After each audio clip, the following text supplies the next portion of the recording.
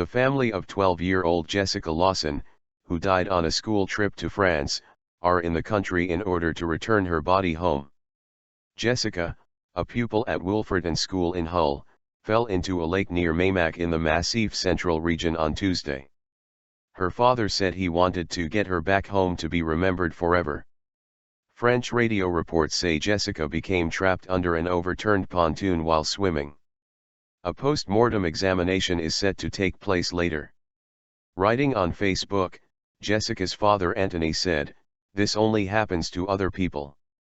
Yesterday we became those other people. We lost our beautiful, loving and kind daughter Jessica in tragic circumstances in France." He said she was Mum's baby girl and Dad's birthday girl, adding, "We all love you and miss you. All our love forever and ever. You will always be with us, Mum and Dad and Polly and Hannah." Jessica was one of 24 students on a 5-day trip to the Club Correze Adventure Center. It is thought the pontoon overturned while she and a group of other children were jumping from it. She was taken to hospital in Limoges after the incident but died on Wednesday.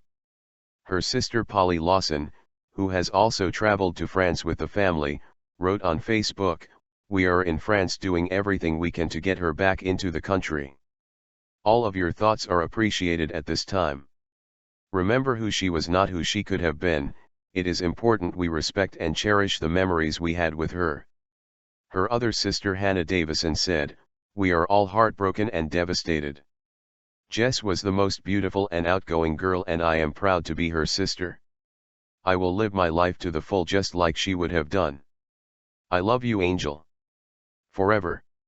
Mike Furbank, the head of Children and Young People, Education and Schools at East Riding of Yorkshire Council, said, "Our priority at the moment is getting the party home and offering all the pupils, staff, and wider school community as much support as we possibly can." Head teacher Dave McCready described Jessica as a delightful student who would be sorely missed by the whole school. Mr. McCready added, "She was a bright girl who applied herself in all lessons and as a consequence she was well liked by staff who found her a pleasure to have in their class.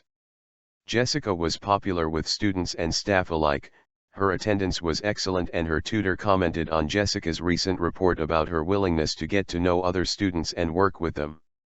Reporting from outside the hospital in Limoges, BBC Paris correspondent Lucy Williamson said Jessica was one of a number of children swimming in the lake after the end of the day's scheduled activities.